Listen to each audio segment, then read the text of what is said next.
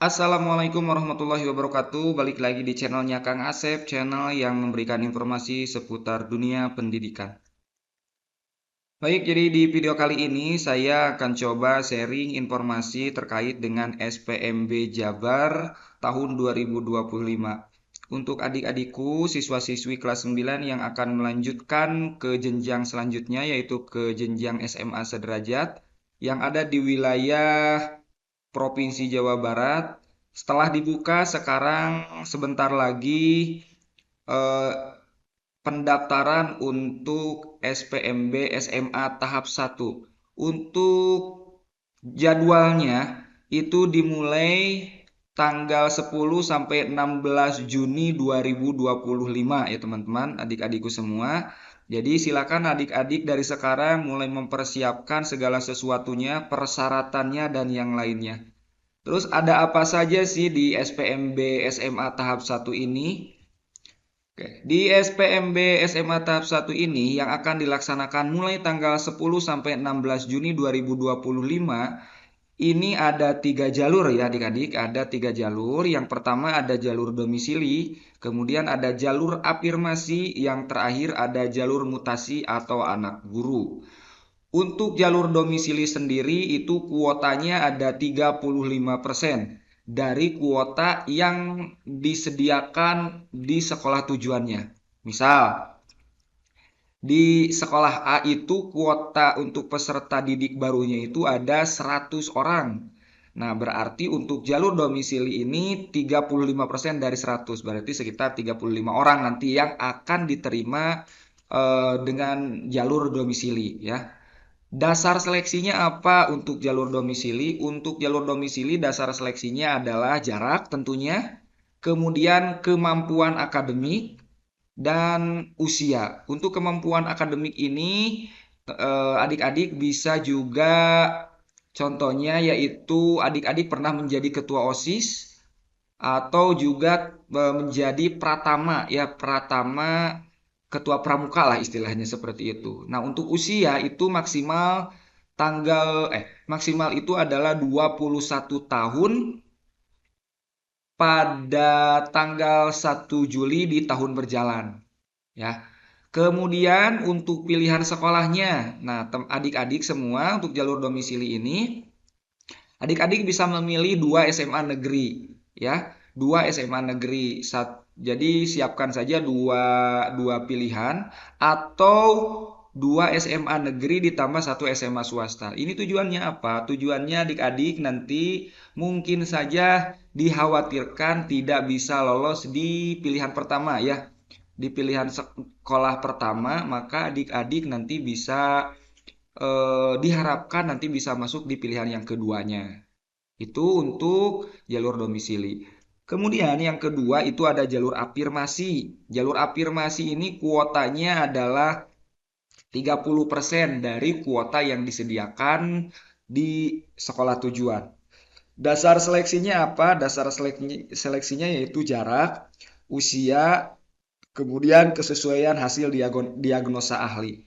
Jalur afirmasi ini seperti apa sih? Ini biasanya jalur yang biasa digunakan untuk calon siswa yang memiliki kartu KIP, misalkan kartu PKH, atau adik-adik yang terdaftar di DTKS, Data Terpadu Kesejahteraan Sosial ya. Kemudian sama untuk pilihan sekolahnya itu 2 SMA negeri atau 2 SMA negeri ditambah 1 SMA swasta. Nah, untuk 2 SMA negeri 1 SMA swasta ini untuk calon murid berkebutuhan khusus ya. Yang terakhir yaitu jalur mutasi atau anak guru.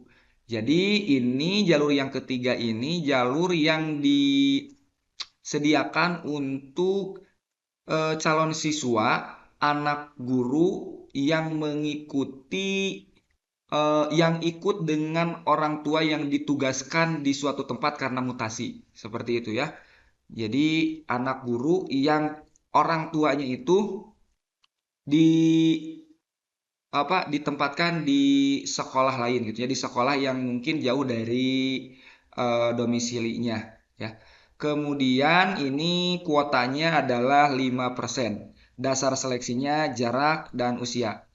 pilihannya 2 SMA negeri dan 1 SMA swasta.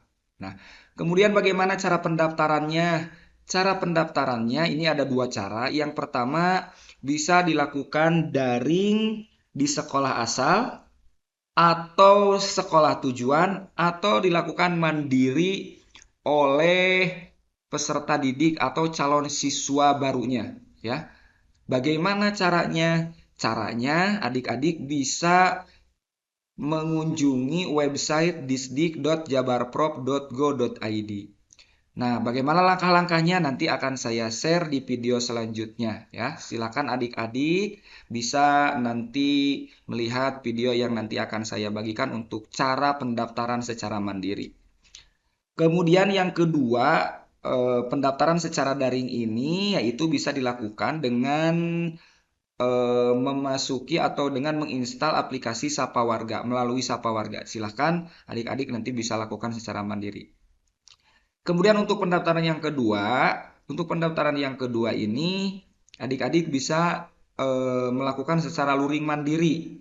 Luring mandiri itu seperti apa? Jadi adik-adik bisa datang ke sekolah tujuan. Nanti didaftarkan di sekolah tujuan. Dokumen persyaratannya apa saja sih yang perlu dipersiapkan? Nah, di sini ada dokumen persyaratan umum dan ada dokumen persyaratan khusus.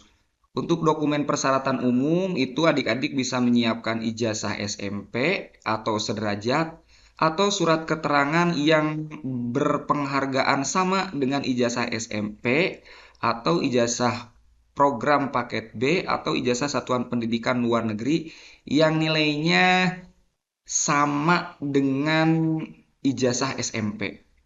Intinya untuk dokumen persyaratan umum yang pertama yaitu adalah ijazah, teman-teman, adik-adik semua.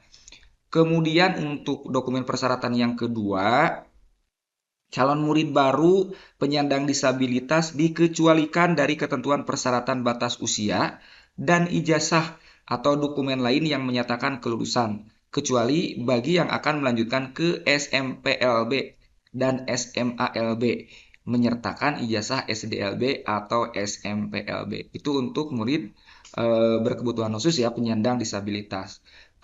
Kemudian persyaratan dokumen umum yang ketiga yaitu akta kelahiran. Akta kelahiran atau kartu identitas anak dengan batas usia paling tinggi itu 21 tahun pada 1 Juli tahun berjalan dan tentunya belum menikah. Kemudian yang keempat, KTP orang tua. Yang kelima, kartu keluarga yang menerangkan domisili calon murid.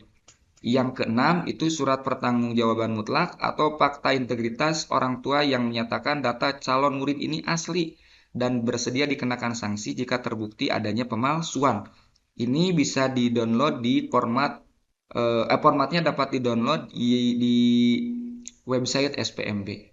Yang kedua ada dokumen persyaratan khusus. Ini yang pertama untuk yang jalur afirmasi seperti yang tadi sudah dijelaskan.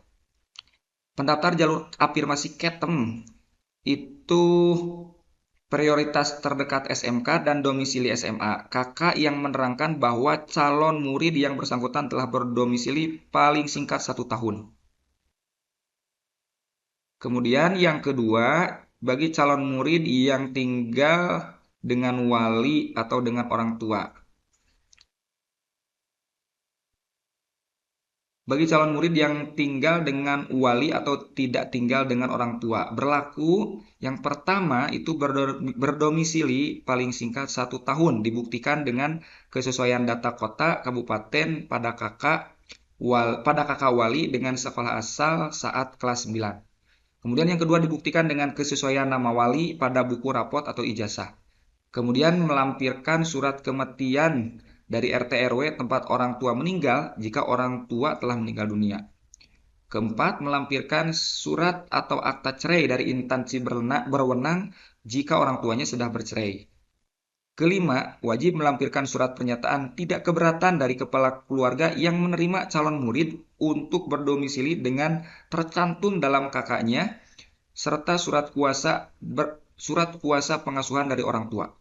Yang keenam, ketentuan nomor 1 sampai dengan nomor 5 hanya diperuntukkan bagi calon murid lulusan tahun 2025. tidak diperuntukkan bagi lulusan tahun sebelumnya dan calon murid yang berasal dari SMP atau MTS berasrama atau boarding school. Nah, untuk informasi selanjutnya, adik-adik bisa silahkan mengunjungi disdik.jabarprov.go.id. Itu saja yang bisa saya share pada video kali ini terkait dengan PMB Jabar 2025. Jangan lupa adik-adik persiapkan segala sesuatunya. Saya doakan semudah-mudahan adik-adik bisa diterima di sekolah tujuan yang adik-adik cita-citakan di tahap yang pertama. Terima kasih, jangan lupa like, komen, dan subscribe. Terima kasih. Assalamualaikum warahmatullahi wabarakatuh.